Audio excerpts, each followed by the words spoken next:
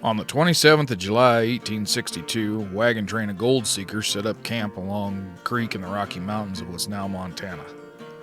The area swarmed with grasshoppers, and the creek would come to bear the name of the insect. The next morning, the men took their pans and began to search the creek for gold.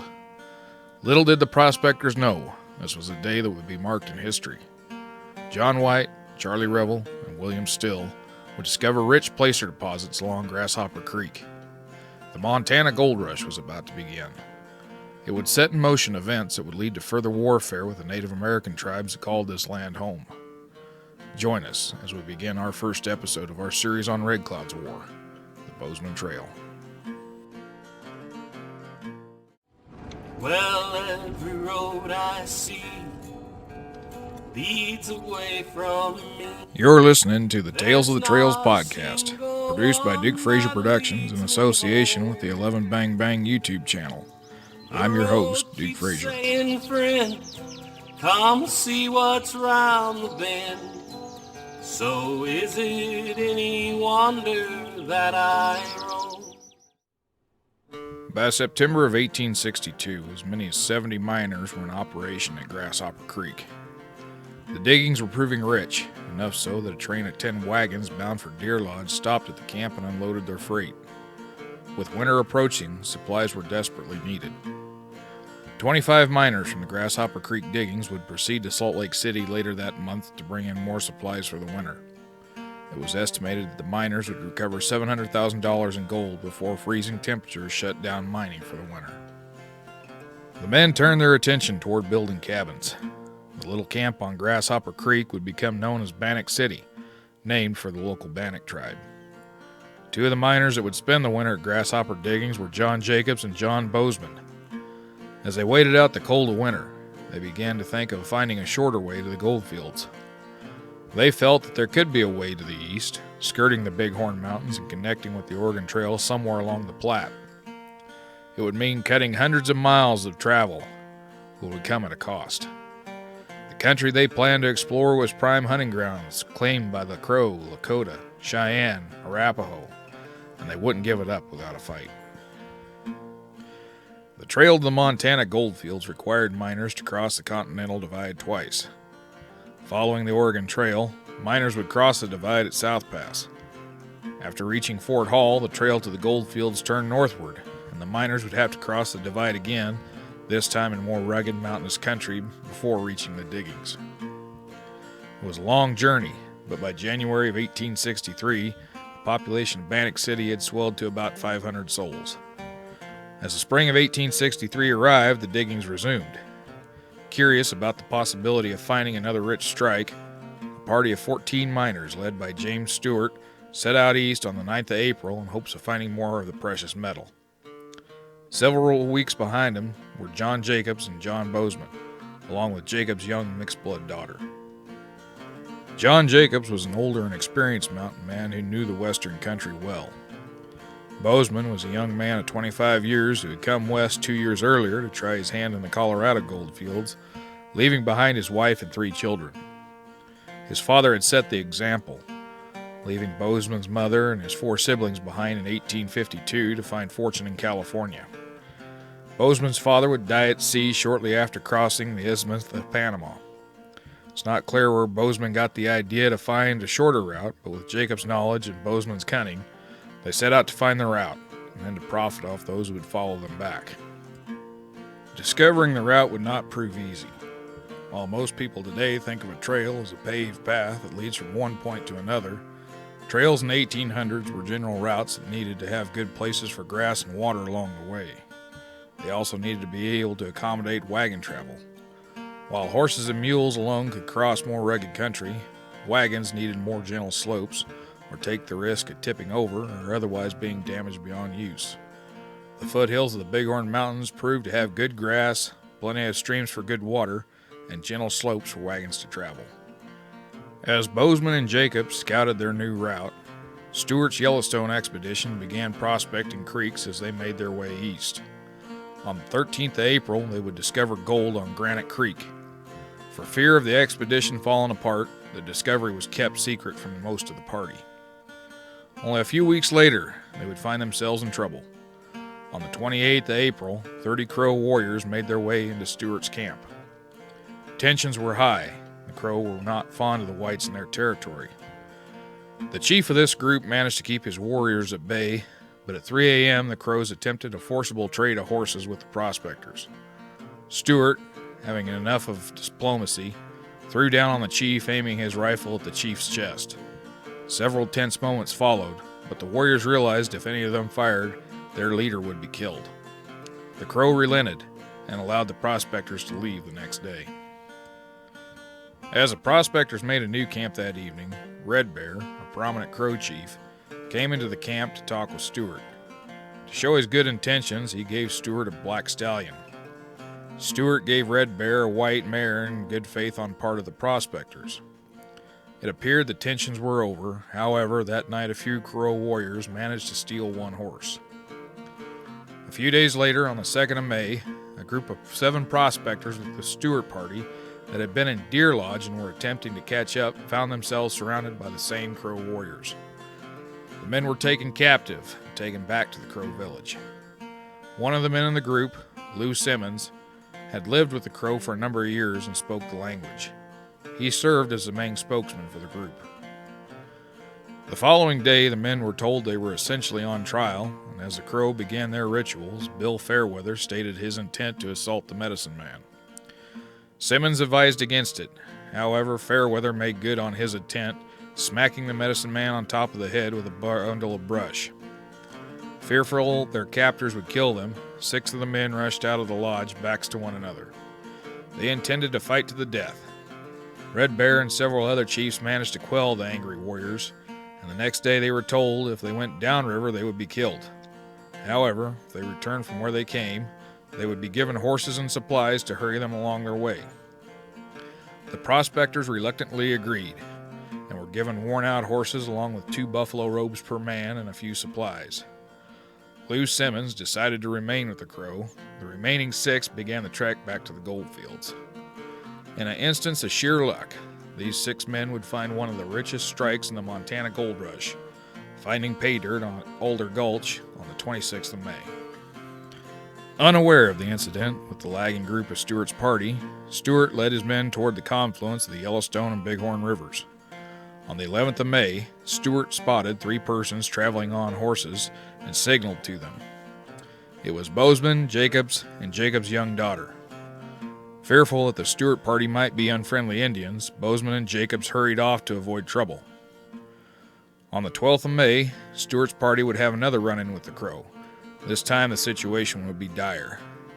Near midnight, a group of Crow fired upon the prospectors as they slept. C.D. Watkins was shot through the head. Though death was not instant, the wound was mortal. Bostwick was shot multiple times, his leg broken in 3 places. H.A. Bell was shot below the ribs. It was fearful all 3 would die. Knowing his wound was fatal, Bostwick chose to end his own life. Watkins would die shortly thereafter. To lighten their load, the prospectors dropped most of their supplies, keeping enough rations for 5 to 6 days. As they made camp on the 14th of May, H.T. Geary accidentally shot himself in the chest with his own rifle. Fearful the wound was fatal, Geary chose to shorten his suffering. As he placed the muzzle of his revolver to his temple, the pistol misfired, only detonating a cap. The men in the party begged Geary not to go through with it, but a second attempt would put an end to his suffering. The prospectors continued on, and on the 26th of May, the party found wagon tracks. And by the 28th, they had made the Oregon Trail. On the 13th of May, Jacobs and Bozeman would have their own desperate encounter with a large group of 75 Crow Indians. Realizing they were outnumbered, Jacobs quickly dumped his rifle and bullet pouch in a sagebush before being spotted. Appearing hostile at first, the Crows took nearly all the men's possessions, leaving them half naked. As the tensions relaxed, they forced the men to trade their good horses for a couple worn-out ponies. Satisfied with their plunder and trade, the Crow let the captives go about their way. After some time passed, Jacobs retrieved his gun and bullet pouch, and the trio continued their route south. They would arrive at Deer Creek Station, getting there as fast as the nearly dead animals could carry them. Despite recovering his rifle and bullet pouch, Jacobs was unable to make much meat, and their famished condition reflected that. But despite the close call, Jacobs and Bozeman were advertising the shorter route by the end of June. In short order, Bozeman was able to gather up a train of 46 wagons. They left Deer Creek Station on the 6th of July, 1863, guided by John Jacobs and Rafael Gallegos. The group covered nearly 150 miles when they were met by a large group of Cheyenne and Lakota warriors on Rock Creek. The warriors warned them to turn back or be killed. Word was sent back to Fort Laramie requesting military escort. However, the escort was ordered to return them back to the Oregon Trail, and the wagon train turned back on the 31st of July. Bozeman and 9 others decided to continue on. Traveling at night, they avoided further contact with the natives, arriving in the Gallatin Valley 21 days later. Bozeman had proven there was a shorter route to the goldfields, but it was a dangerous gamble. As the rest of 1863 passed, most miners continued to take the long route through South Pass. As more people flocked to the diggings, the peaceful little gold camps began to get rowdy, and before long, road agents began to plague the Gallatin Valley. A vigilante group was formed, and outlaws and perceived outlaws met their so-called justice at the end of a rope. By February of 1864, 22 men had been hung. On the 26th of May, 1864, President Lincoln would sign a bill creating the new Montana Territory. A few days later, Lincoln would appoint Sidney Edgerton as a territorial governor. Edgerton would select Bannock City as the capital. While Congress had been discussing the establishment of the new territory, famed mountain man Jim Bridger set out to find another trail to the goldfields. This trail would cross the southern end of the Bighorn Mountains and cross the Bighorn Basin, connecting the Bozeman Trail at Clark's Fork near the Yellowstone River. This route held less water and forage for livestock, but nearly eliminated the likelihood of being attacked by the natives. Jim Bridger would lead a wagon train of 62 wagons from Red Buttes near Fort Casper along this new route. The wagon train had left Denver on the 1st of May, and by the 8th of July they were camped on Madison River. John Jacobs would also lead a wagon train to Montana, this time following on Bridger's heels. Despite having piloted the Bozeman Trail, Jacobs had realized it was better to chance dead livestock on the Bridger route than to chance dead people on the Bozeman. Despite the danger, some trains did take the Bozeman Trail in the summer of 1864. The Townsend train was one of them. The Townsend train had left North Platte on the 29th of June and began trekking north through the Powder River country.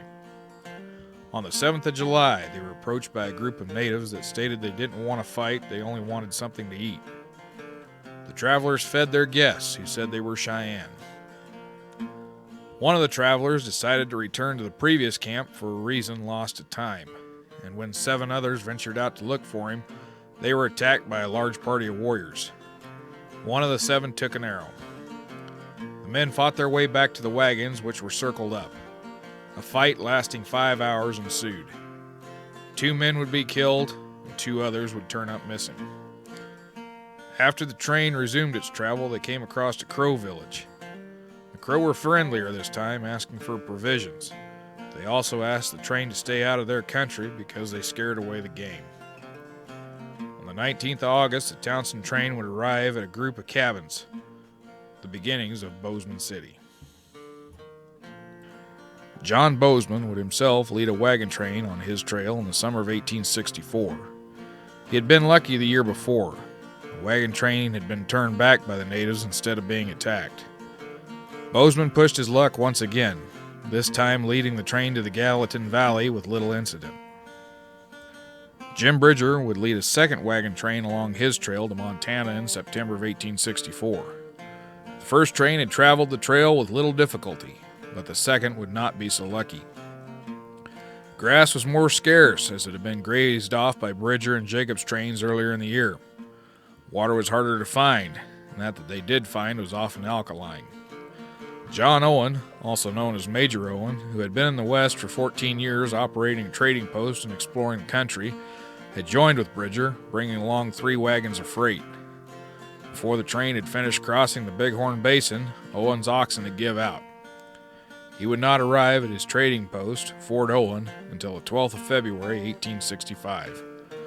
Though the Bridger Trail had proven to be a route safe from the attacks by the natives, it proved to be so desolate of grass and water to be a viable option. It would not see another wagon train after 1864. The influx of people into Montana in 1864 would lead to further problems by early 1865. The first newspaper printed in the Montana Territory, the Montana Post, would publish its first edition on the 27th of August. In September, it would run an article on possible coming food shortage. On the 3rd of December, the news was the wagon traffic had stopped from the Salt Lake. Food that was in short supply could not be replenished until the spring. The hungry winter was about to begin. As the Civil War was beginning to draw to a close in early 1865, the people of Montana seemed unconcerned. Riots had occurred in many of the mining towns. The price of flour was extravagant and continued to rise. On April 22nd, the Montana Post would publish news about Lee's surrender. It only included 9 lines. What the paper focused on more was the price gouging by local merchants. A sack of flour weighing 100 pounds that had cost $15 in the East was selling for $100 in Montana. By May, freight wagons loaded with food began to arrive, and by the end of the month, the price of flour had dropped back down to $15 a sack. While people continued to use the Bozeman Trail in 1865 and 1866, tensions on the plains would finally reach a breaking point. On the 29th of November, 1864, Colonel John M. Shivington attacked a village of peaceful Southern Cheyenne and Arapaho under Black Kettle at Sand Creek. This unprovoked massacre would lead to fierce warfare in 1865. The fight for the Powder River country was about to begin. Next time on Tales of the Trails, join us in our second episode of Red Cloud's War, the Indian War of 1865. All the places I have been. Tales of the Trails is produced by Dick Frazier Productions. Music performed by Garrett Woods from the 11 Bang Bang YouTube channel. Sources for this episode may be found in the description field below. If you enjoyed this episode, hit the like button and be sure to subscribe. Click the bell to receive notification of new episodes. Until next time, keep your powder dry. Calls me as it goes.